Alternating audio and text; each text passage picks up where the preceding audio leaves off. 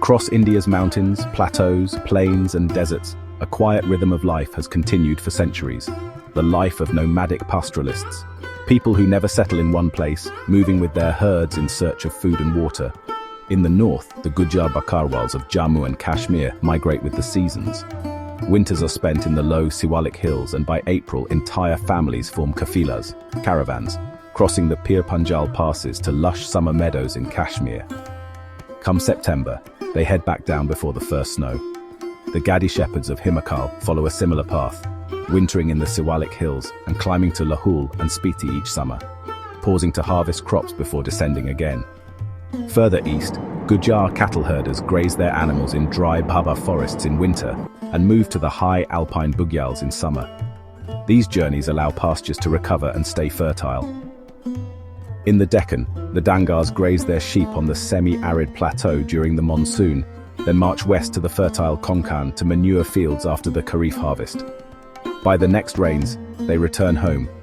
Here, Golas herd cattle, while Kurumas and Kurubas rear sheep and goats, moving between dry plateau and coastal tracts with the changing monsoon.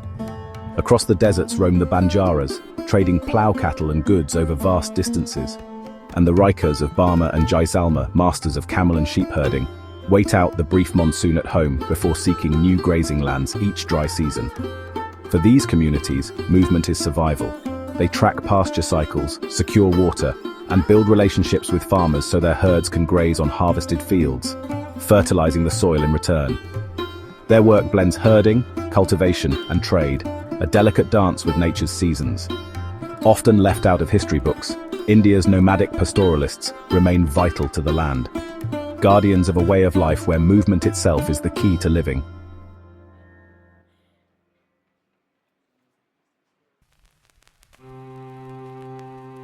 When the British tightened their grip on India, life for the pastoralists, those who moved freely with their herds, changed forever.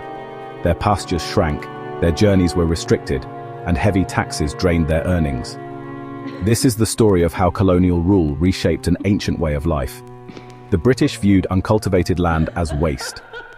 From the mid-1800s, wasteland rules allowed officials to seize grazing grounds and hand them to select settlers for farming.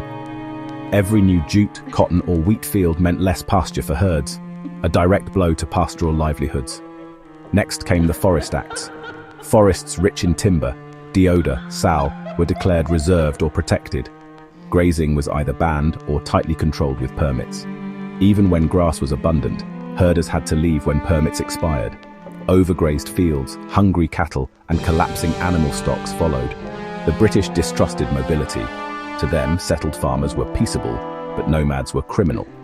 In 1871, the Criminal Tribes Act branded entire communities, craftsmen, traders, pastoralists, as criminal by birth.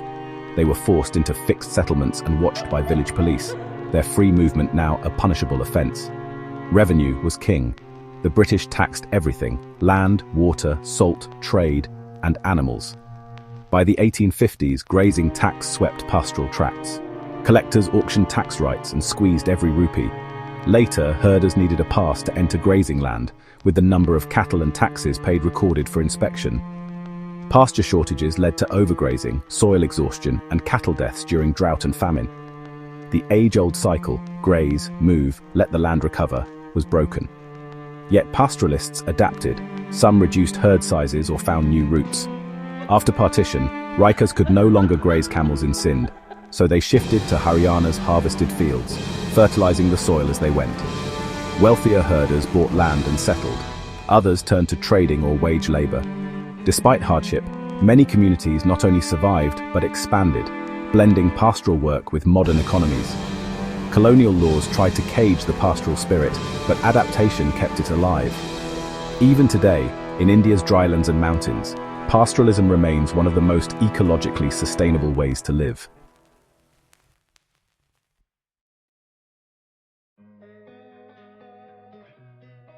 Across Africa's wide, dry grasslands, more than 22 million people still depend on pastoralism. Among them are the Maasai, famed cattle herders of Kenya and Tanzania. But under colonial rule, their world changed forever. Before European colonization, Maasai land stretched from northern Kenya to northern Tanzania. Here, the Maasai moved freely, following rains and fresh pastures. Cattle were wealth, culture, and survival. The scramble for Africa changed everything. In 1885, a new international border split Maasai land between British Kenya and German Tanganyika. White settlers grabbed the best lands, shrinking Maasai territory by 60%. Lush pastures became European farms and game reserves like the Serengeti and Maasai Mara. Pastoralists were banned from grazing or hunting there, even though these were their ancient roots. Colonial governments locked the Maasai into special reserves. Movement beyond these lines required permits, hard to get and easy to lose. Those caught outside were punished. Markets in white areas were off-limits, strangling their trade. The Maasai's roaming life was now caged. Nomadism had always protected them from drought, but confinement turned bad seasons into catastrophe.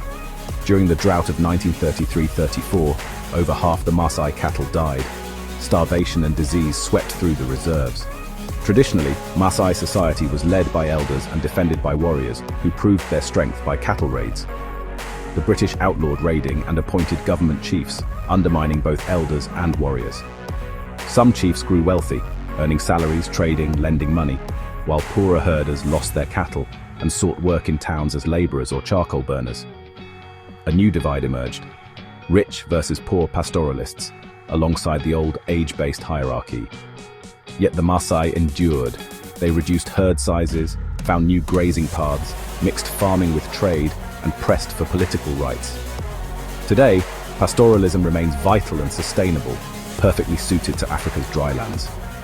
Borders, droughts, and colonial laws tried to break the Maasai spirit, but their resilience proves that pastoral nomadism is not a relic of the past. It is a way of life that still shapes Africa's future.